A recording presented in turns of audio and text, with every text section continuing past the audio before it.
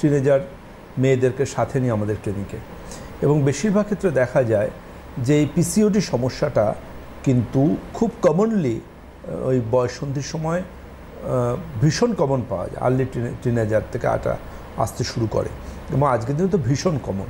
আজকের দিনে ভীষণ কমন পিসিওডির সমস্যা, আজকের দিনে ভীষণ কমন হয়ে গেছে এন্ডোমেট্রিওসিসের সমস্যা, আজকের দিনে ভীষণ কমন হয়ে গেছে কিন্তু চকলেট সিস্টেরও সমস্যা, কিছু ক্ষেত্রে ডার্ময়েড সিস্টও পাই আমরা।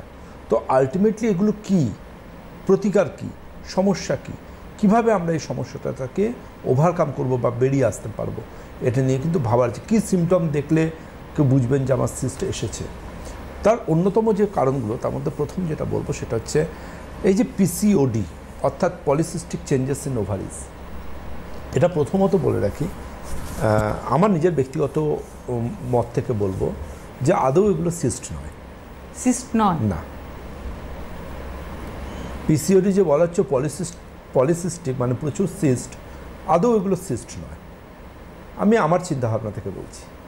কারণ কি, আমরা জানি মোটামুটিভাবে 14 ডেজে ওভ্যুলেশন হয়, এবং এই ওভ্যুলেশন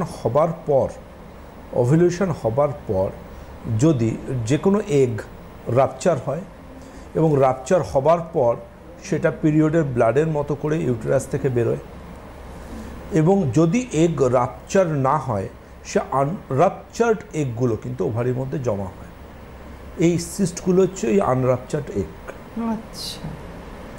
যে এগগুলো ফেটে যায় না এবং ম্যাচিওর হয় না, এই আনরাপচার্ড এগগুলোই কিন্তু একদম সহজ ভাষায় বলতে গেলে সেগুলোকেই পিসিওডি বলা হয়, সিস্ট বলা হয়। এবং দেখুন, সিস্ট আর টিউমারের মধ্যে ধরুন ইউটেরাইন টিউমার হয়, আবার ওভারিতে সিস্ট হয়, তো এর মধ্যে ডিফারেন্স থাকে। সিস্ট কীরকম জানেন তো, অনেকটা আমরা যে দোলের সময় বেলুনের মধ্যে রং ভরে খেলতাম ছোটোবেলায়, ঠিক ছোটো ছোটো ওই জিনিসটা।